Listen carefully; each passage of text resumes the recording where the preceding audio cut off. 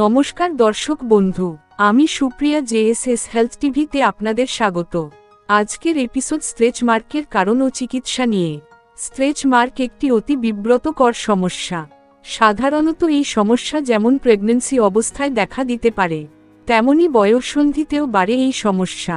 আবার হঠাৎ কারো ওয়েট লস হলেও অনেক সময় এই স্ট্রেচ মার্ক দেখা দেয়। পায়ের কাফ মাসলে, হাঁটুতেও অনেক সময় স্ট্রেচ মার্ক দেখা যায়।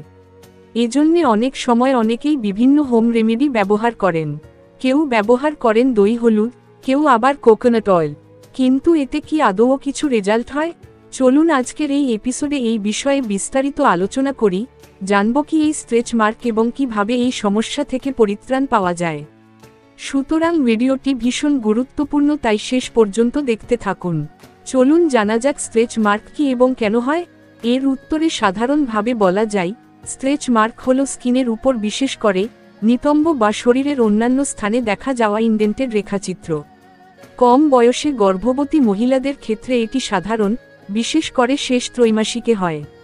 তাছাড়া কুশিং সিন্ড্রোম বা মারফান সিন্ড্রোমের মতো জিনগত ব্যাধি, ওয়েট লস বা বৃদ্ধি, হেরিডিটি, কোলাজেন কম হলে, কর্টিকোস্টেরয়েডের অতিরিক্ত ব্যবহার ইত্যাদি কারণ থাকতে পারে। স্ট্রেচ মার্ক বেদনাদায়ক নয়, কিন্তু অনেকেই অস্বস্তি বোধ করেন। আর এই সমস্যা রিমুভ করার জন্য অনেকে বিভিন্ন ধরনের হোমে রেমেডি অ্যাপ্লাই করেন, কিন্তু তাতে তেমন কিছু রেজাল্ট হয় না বলে অনেক চিকিৎসক মনে করেন। তাহলে এই সমস্যার চিকিৎসা কি? এ ব্যাপারে প্রখ্যাত স্কিন স্পেশালিস্ট ডক্টর গৌতম ঝায়ের দেওয়া কয়েকটি টিপস আপনাদের কাছে তুলে ধরলাম। 1. Laser therapy. এটি স্ট্রেচ মার্কের জন্য একটি গুরুত্বপূর্ণ চিকিৎসা, যা ত্বককে পুনর্গঠন করতে এবং দাগের চেহারা কমাতে সাহায্য করে লেজার থেরাপি।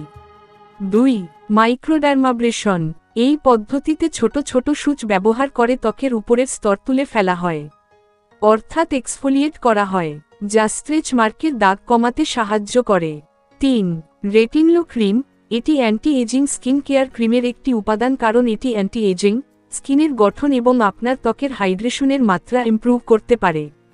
তবে মনে রাখবেন, তাই স্কিনের টাইপ বিশেষে ভালো রেজাল্ট ব্যক্তি বিশেষে আলাদা হতে পারে। তাই স্কিন স্পেশালিস্টের চিকিৎসা নিবেন, নিজের ইচ্ছেমতো কোনো থেরাপি বা মেডিসিন নিবেন না। সুতরাং এই প্রতিবেদন আজ এখানেই শেষ করলাম। নেক্সট ভিডিও নিয়ে আবার ফিরে আসছি। ভালো থাকুন, সুস্থ থাকুন। এতক্ষণ ভিডিওটি দেখার জন্যে আপনাকে ধন্যবাদ।